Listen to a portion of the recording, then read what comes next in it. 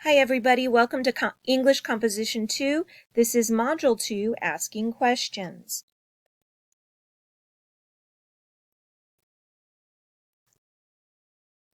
So the learning outcomes for this module are to recognize the importance of questions in academic research.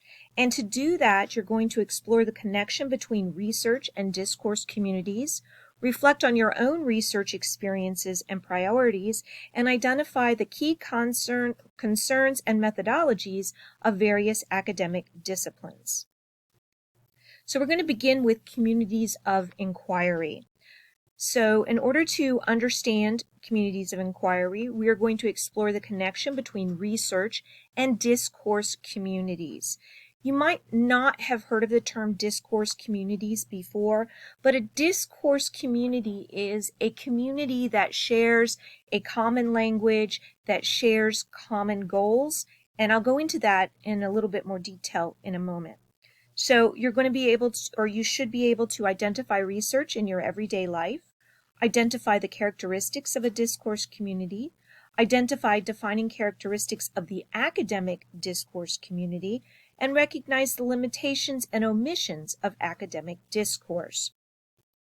So first we want to start with research. Research is everywhere. We use it constantly in our daily activities. One quick example is yesterday I was trying to find out when the NFL playoff games would be, so I Googled it really quick to find it out. I still didn't get to watch it because Cox wasn't working, so I didn't get to see the games, but I knew what time they were up, nonetheless. So we have research, and then part of your research is understanding discourse communities. And in a discourse community, you work as a collaborative team, you share common goals, and you encourage research.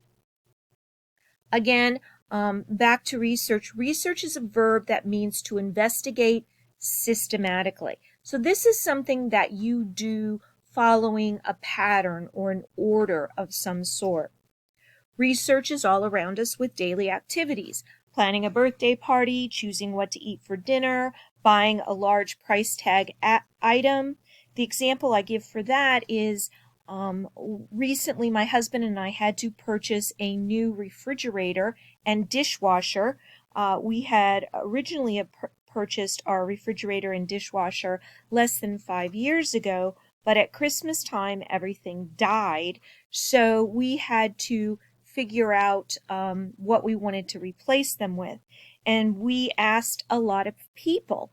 We didn't just we didn't just go to Lowe's and look up the ratings on the appliances. We asked family, we asked friends, we talked to each other, we looked at prices, we compared features, and we actually talked to the different repairmen that came out to try to fix our refrigerator and dishwasher.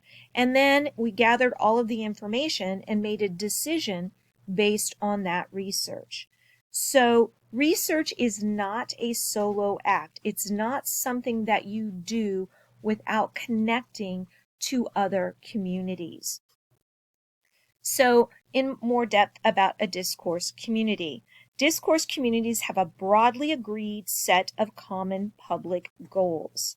They have mechanisms of intercommunication among its members, uses its participatory mechanisms primarily to provide information and feedback, utilizes and hence possesses one or more genres in the communicative furtherance of its aims, and has a threshold level of members with a suitable degree of relevant content and discoursal expertise. And one of the examples I give of this is my son likes to play online games. He's a big gamer. And he plays these games with friends all over the world.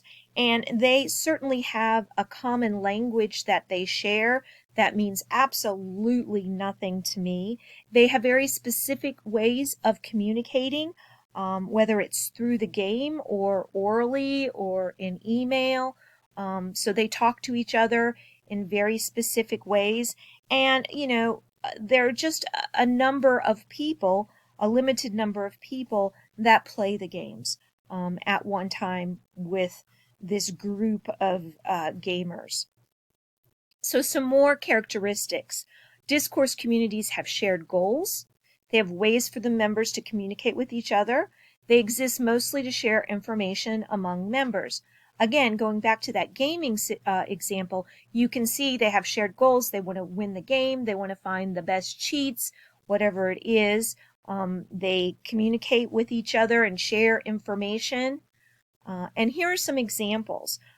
Literature class discussing Shakespeare, staff at a restaurant, Twitter social media users, and CrossFit coaches. So those are some examples. I want to use our class as an example that you've already encountered. And that is, in this class, I have NQAs, no question asked coupons. Now, other people that, friends, colleagues, family members, might be taking classes at Thomas Nelson. And if you ask them, hey, have you used your NQA? They'll probably have no clue of what you're talking about. But the people in this class, in this course together, you can certainly talk to them about NQAs and they will know what you're talking about. And think about it with staff at a restaurant. I'm thinking of wait staff in particular. They have a shorthand that they use when they're writing things down or clicking on items for the menu or to take your order. They have terms for specific items. They make up names, nicknames for food items. So that's a particular discourse that people in that restaurant know, but outsiders may not have any clue of what's being spoken about. So academic communities are certainly an example of discourse communities, because their common goal is to exchange and validate knowledge.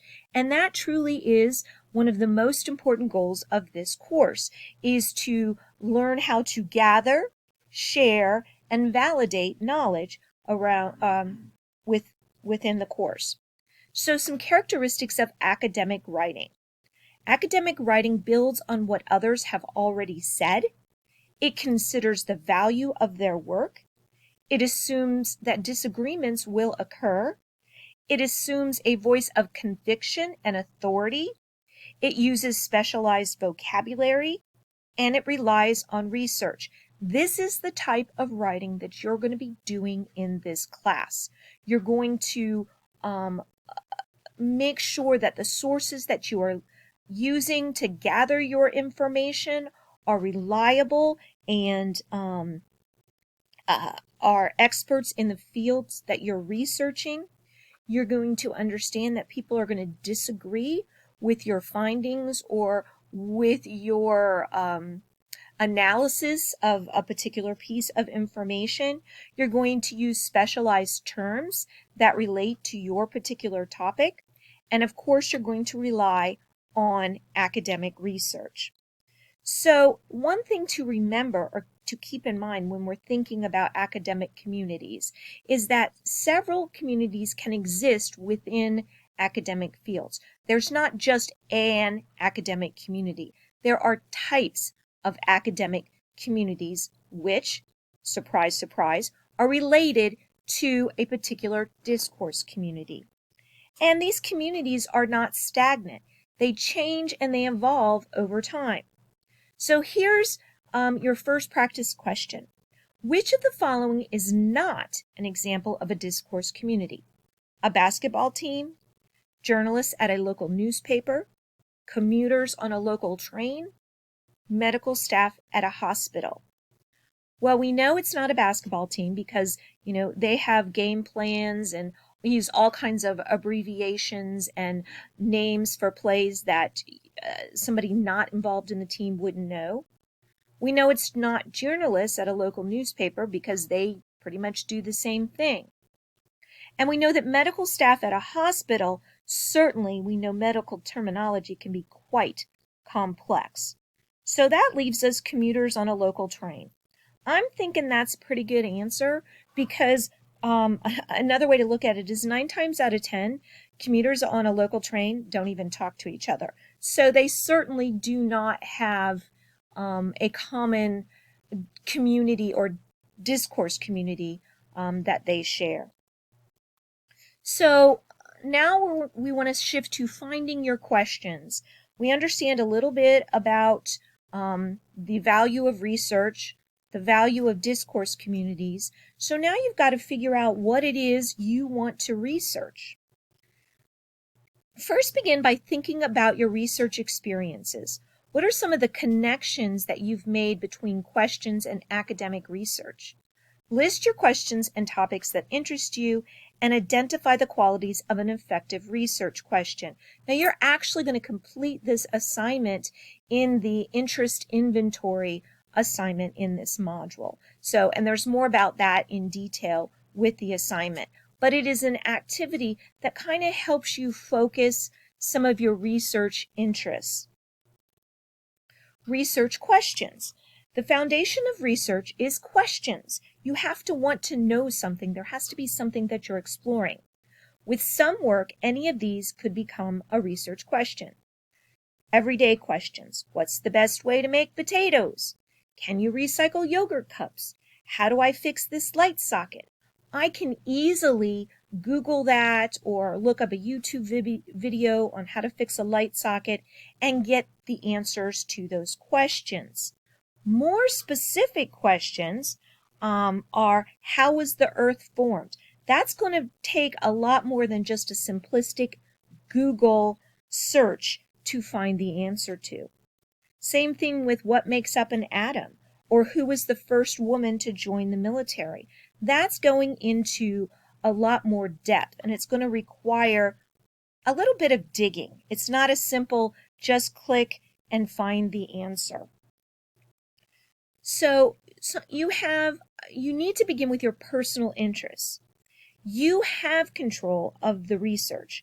So center your research around something that you are interested in. Key questions to ask when you're thinking on a particular topic. What do you already know about that topic? And what do you want to know more about? So again, with the interest inventory, you're going to brainstorm topics for a set of categories. Those categories are your selection. You're going to identify which topics you are interested in, and then you're going to create questions based on your brainstorm topics. What would you like to know more about these topics? How would these questions translate to academic research? So that should be the key guiding principles when you are working on your interest inventory. And I want to say this because I had a question about this earlier. You do not have to use what you're doing in this assignment for your research project in this class. This is just kind of to get you warmed up and to get you thinking in an academic questioning kind of way. So you're not married to anything that you do in this exercise. It's simply just to get you started. So what is a research question? A strong research question can be answered in an objective way. It is arguable. People can disagree with it or agree with it. It can be answered using information that already exists. It hasn't yet been answered, at least in a certain context. It is specific, and it can be stated clearly and directly. That's a lot. That's a lot for a research question, but really, the better, more focused your research question is, the easier it's going to be for you to complete your research. So there are regular questions again versus research questions. A regular question, where is Facebook's home office? I can Google that really quickly and find Facebook's home address, right? Home office address.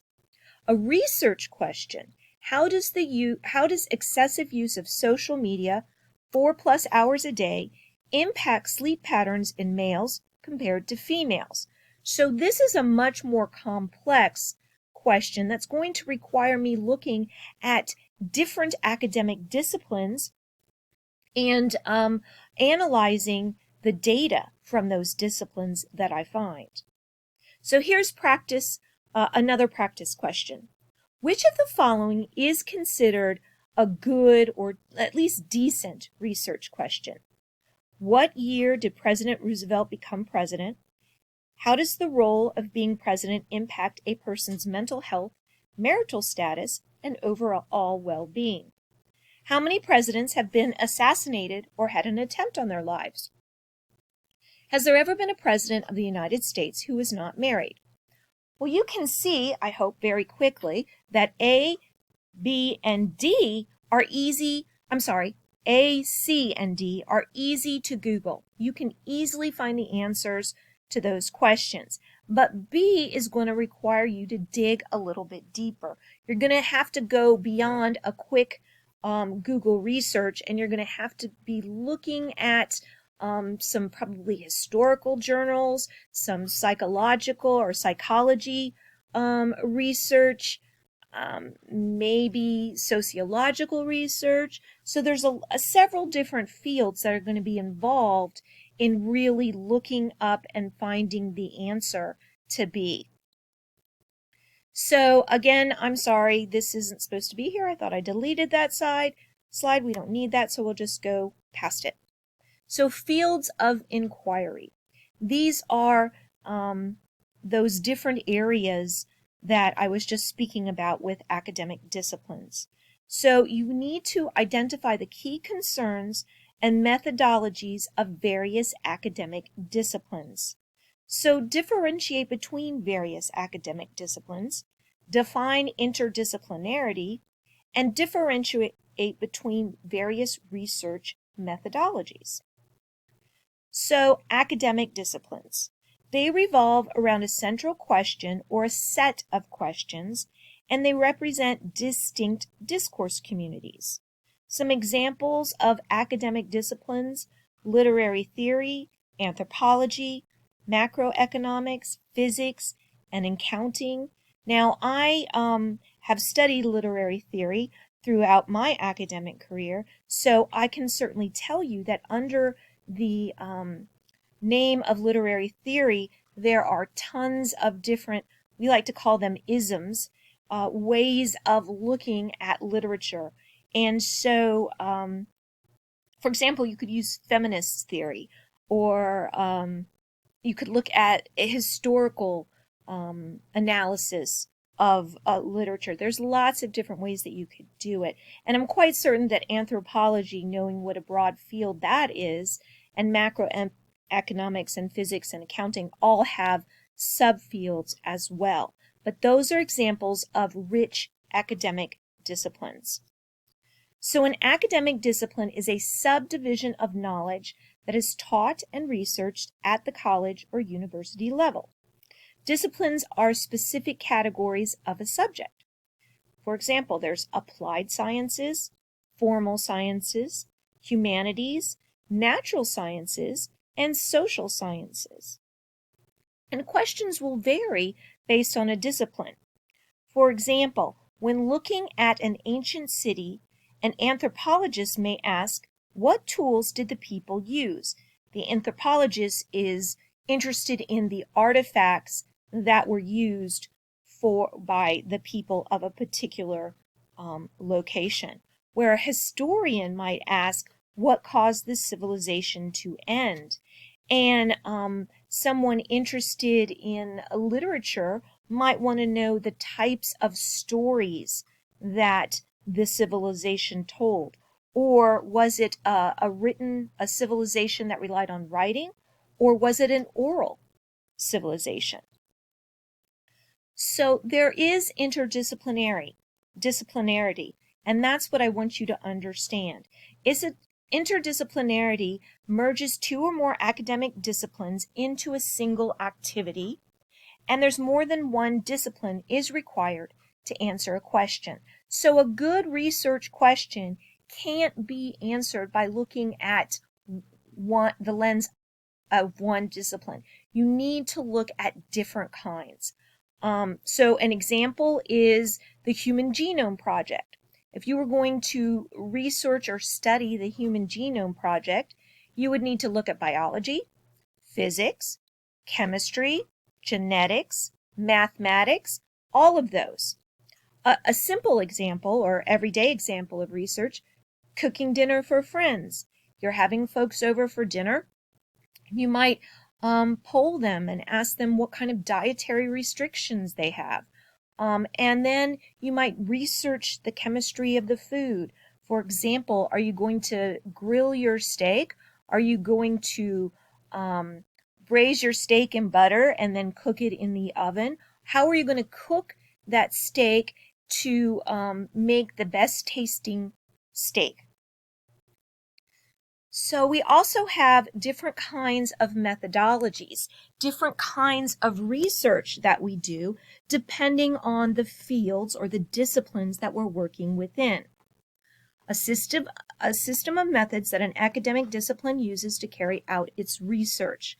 So there's the scientific method, there's laboratory research, there's case studies, there's quantitative research, which transforms problems into numbers, deductive, general principles and looking at specific cases.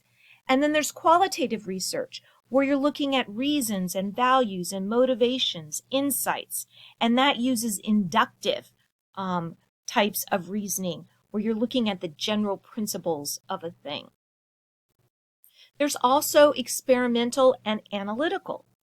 Experimental methodology conducts an experiment, records and interprets data. Quantitative or qualitative data may be gathered, and it generates new findings. And certainly anybody that's taken a biology or a chemistry class would have had this kind or used this kind of methodology. Then there's analytical methodology, and that starts with existing information. What do you already know? And then it analyzes and evaluates the information you already have. It makes a judgment or determination based on that analysis, and it can use qualitative research as well. So research methods are linked to the nature of the research question. So what this means is the type of research you do will be related to the topic or to your research question. So here's a practice question. Juanita is conducting research on the attacks of September 11th. She is specifically focused on survivors. She conducts interviews with survivors and uses their information and statistics from the day as part of her research to blend experience and data. What kind of methodology is Juanita using in her research? Is it quantitative, qualitative, analytical, both quantitative and qualitative? The correct answer is D. She is using both quantitative and qualitative research. The qualitative research comes from her interviews with the survivor, and her quantitative research will come from the statistics that she analyzes from the day as part of her research. So you can see it's a blend of both. And a good research question will have you incorporating both quantitative and qualitative research. So here's a quick review. Research is a skill you use every day. Discourse communities are common and are part of research. Questions are the basis of all research. Research questions are different from regular questions. Academic disciplines are specific fields of knowledge, such as business or biology. Disciplines are often overlapped, which is called interdisciplinarity. Qualitative research is focused on reasoning and non-quantitative data. Quantitative data is research focused on numerical data.